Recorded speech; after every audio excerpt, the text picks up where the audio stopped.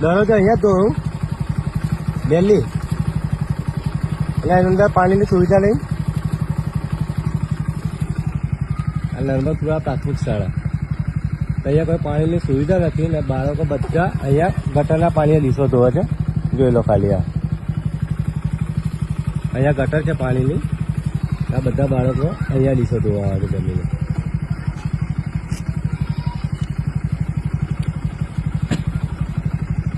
પાણી જોઈ લો ખાલી આ બાજુ અહીંયા ગટરનું જ પાણી આવે છે. આ બધા બાળકો જમીને અહીંયા ડીશો ધોવે છે. બેટા અહીંયા પાણી નથી ને સ્કૂલમાં?